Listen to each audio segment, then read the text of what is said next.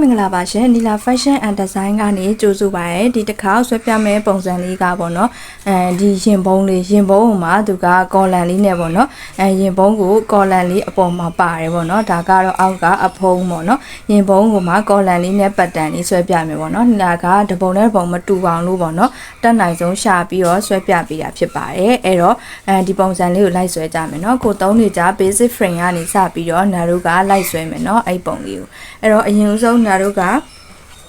သူ့ကို11တောက်လေးတော့တစ်ခုထပ်ပေးရမယ်เนาะ11တောက်ကိုသူ1 cm လောက်ထပ်ပေးမယ်သူကို11တောက်အနေနဲ့1 cm ယူထားမယ်เนาะ1 cm သူ့ကိုယူထားမယ်ပြီးတဲ့အခါမှာနာတို့ကသူ့ကိုကော်လန်စဆွဲတော့မယ်ပေါ့เนาะကော်လန်ဆွဲတော့မယ်ဖြစ်တဲ့အတွက်နာတို့ဒီဘက်ကို1 cm ယူမယ်နော်1 cm ယူမယ်ယူဖို့အတွက်ဒီလိုကော်လန်ကိုယူတော့မှာဖြစ်တဲ့အတွက်ဒီနောက်ချမ်းကအတိုင်းလိုတယ်နော်အတိုင်းလိုတဲ့အတွက်နောက်ချမ်းကအတိုင်းကိုယူမယ်အဲ့တော့ဒီဘက်ကို1 cm ယူတယ်ယူပြီးတော့11အတိနေရာနဲ့နာတို့ကသူ့ကို11လေးပြပြလေးပြန်ဖောက်ပေးမယ်ထုံးစံအတိုင်းပဲဒီနေရာမှာ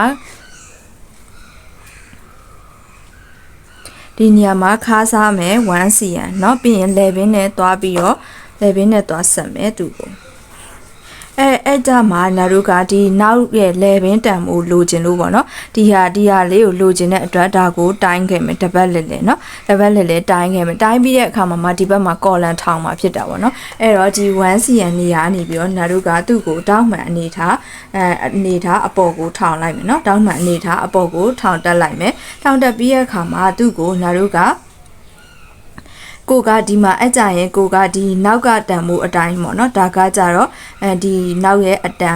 င်း B တိုင်းပေါ့နော်နောက် level အတိုင်းလေးဒီမှာယူလိုက်မယ်အတိုင်းလေးတစ်ခုမှတ်လိုက်မယ်နော်မှတ်ပြီးတဲ့အခါမှာသူ့ရဲ့ဒီဘက် level ပေါ့နော်ဒါကိုလည်းတောင်းမှန်အနေထားမြင်းတစ်ချောင်းဆွဲထားလိုက်မယ်ဆွဲထားပြီးတဲ့အခါမှာသူ့ကိုဒီဘက်တစ်ချမ်းကိုဘယ်လောက်ယူမလဲဆိုတော့2.5 လောက်ယူမယ်ယူပြီးတဲ့အခါမှာဒီ level တိုင်နေရာနဲ့1 cm နေရာနဲ့ဒါလေးကိုပြပြလေးသွားဆက်မယ်ပေတံလေးနဲ့နည်းနည်းလေး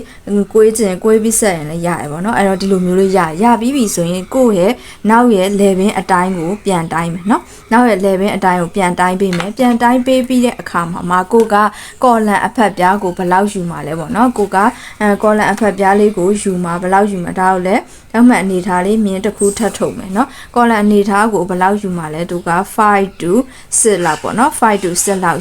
ယူမယ်ယူပြီးတဲ့အခါမှာသူ့ကိုဒီအောက်ကိုလည်းတောင်းမှန်အနေထားမြင်းလေးတစ်ခုဆွဲချထားမယ်နော်ပြီးရင်ဒီဘက်မှာကော်လန်ပေါ့နော်ကိုကကော်လန်ကိုဘယ်လောက်ယူထားလဲ5 to 6နော်5 to 6 cm လောက်ယူထားတယ်ပေါ့နော်ဒီမှာမှတ်လိုက်မယ်မှတ်ပြီးတဲ့အခါမှာသူ့ကိုအရင်ဆုံးဒါကကော်လန်ပေါ့နော်ဒီအပေါ်ကကော်လန်တစ်စစ်လေးကိုအရင်ဆုံးနာတို့ဆွဲမယ်နော်ဆွဲမှာဖြစ်တဲ့အတွက်ဒီအောက်ကိုနာတို့သူ့ကို5 cm လောက်ကြာမယ်ဒီအောက်ကိုနော်ပခုံးကနေ5 cm ကြာမယ်ကြာပြီးတဲ့အခါမှာနာတို့သူ့ကိုတောင်ချိုးအနေနဲ့ဒီမှာယူမှာပေါ့နော်တောင်ချိုးအနေနဲ့ထပ်ယူမှာအဲ့တော့ဒီရဲ့အကွာဝေးကကြာတော့8 cm လောက်ဖြစ်မှာပေါ့နော်8 cm လောက်ဖြစ်မယ်ဖြစ်ပြီးတဲ့အခါမှာဒီအောက်ကို5 cm စောင်းတယ်ပေါ့နော်စောင်းပြီးတဲ့အခါမှာနာတို့သူ့ကို11ပေါက်ဖောက်မယ်ပေါ့နော်ကိုကရင်ကျဲရဲ့အောက်ကို3 to 5 cm ဆင်းမယ်နော်3 to 5 cm လောက်ဆင်းမယ်ဆင်းပြီးတဲ့အခါမှာဒီနေရာနဲ့သွားဆက်လိုက်မယ်ဒီအချွန်နဲ့ပေါ့နော်ဒီအချွန်နဲ့ဒါလေးကိုသွားဆက်လိုက်မယ်ဒီအချွန်နဲ့သွားဆက်လိုက်မယ်နော်ဒါလေးကိုအချွန်နဲ့သွားဆက်မယ်ဆက်ပြီးတဲ့အခါမှာသူ့ကရင်ပုံးတော့နော်ရင်ပုံးဖြစ်တဲ့အတွက်နာတို့သူ့ကိုတောက်ယူမယ်ပေါ့နော်ရင်ပုံးဖြစ်တဲ့အတွက်ဒီဟာ PP နော် PP ဖြစ်တဲ့အဲ့တော့ဒီဘက်ကိုနာတို့တောက်လေးတစ်ခုထပ်ထိုးမယ် 0.5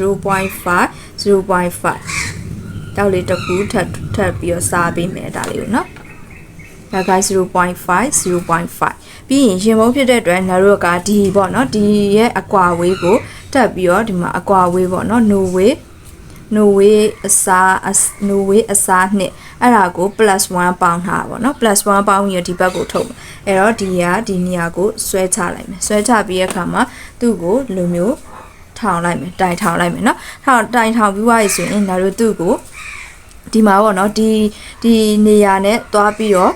သူကကြတော့တဲအောက်လေးကိုနည်းနည်းလေးစောင်းထားရပေါ့နော်ဒီအောက်ကိုဒီလိုမျိုးလေးပေါ့နော်ဒါကတော့တဲပေါ့နော်တဲကိုမှသူကအဖုံးလေးကိုနည်းနည်းစောင်းထားတဲ့အတွက်အောက်ကို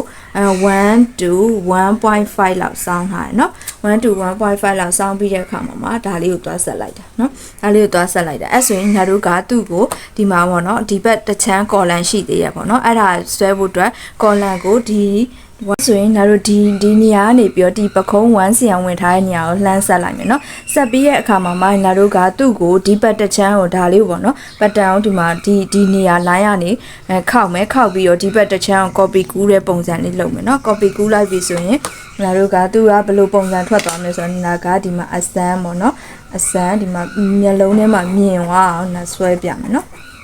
ဒီဘက်တစ်ချမ်းကို copy ကူးလိုက်တာပေါ့နော်ဒီဘက်တစ်ချမ်းကို copy ကူးလိုက်မယ်ပြီးရင်ဒီမှာလာစောနာကဒါတောင်းမှန်အနေထားဆင်းထားတဲ့နေရာလေးရှိရအောင်နော်အဲ့ဒီနေရာနဲ့နာတို့သူ့ကိုဒီနေရာနဲ့သွားဆက်မှာပေါ့နော်ဒီလိုမျိုးလေးသွားဆက်တာဒီမျိုးလေးသွားဆက်လိုက်တာပေါ့နော်အရန်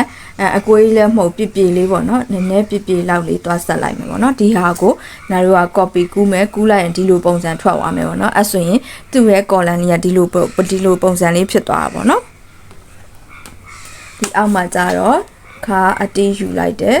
အတီးယူပြီးတော့တကယ်လို့ကိုကပေါ့နော်ဒီနေရာကိုနိုဝေးအစားနှစ်အနေနဲ့ပဲယူမယ်တဲ့ကြီးမဆွဲချခြင်းဘူးဆိုလဲနောက်ဒီလောက်ဖြစ်သွားတာပေါ့နော်1 cm ပြန်လျှော့ပြီးတော့ဒီနေရာလေးကိုအောက်မှာသွားဆက်မယ်ပေါ့နော်တဲ့ကြီးမလို့ခြင်းဘူးဆိုရင်ပေါ့နော်အဲ့လိုမျိုးလေးယူလို့လည်းရတယ်ပေါ့နော်ကိုကတဲ့ယူခြင်းလည်းတဲ့ယူလို့ရတယ်နော်အဲ့ဆိုရင်ဒီလို column pattern လေးကဒီ pattern လေးပြီးသွားပြီပေါ့နော်အဲ့ဆိုရင်သူကရေကူးတောက်သုံးထားတယ်ပေါ့နော်ရေကူးတောက်သုံးထားတဲ့အတွက်ငါတို့ရေကူးတောက်လေးလုပ်လိုက်မယ်အဲ့တော့အပိုင်းလေးတွေထွက်သွားအောင်နော်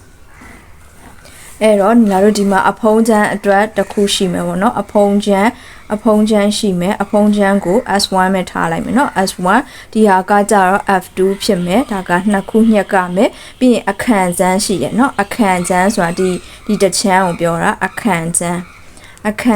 ကကြတော့ F3 ဖြစ်မယ်ပေါ့နော်3ဖြစ်မယ်ဘယ်ဆိုရင်ပဲ့ရဲ့အလှညာဆိုရင်ပဲ့ရဲ့မလှပေါ့နော်အဲ့တော့ဒီလိုမျိုးလေးပုံစံလေးဖြစ်သွားမယ်ဒါက copy ကူးထုတ်မယ်နော် copy ကူးထုတ်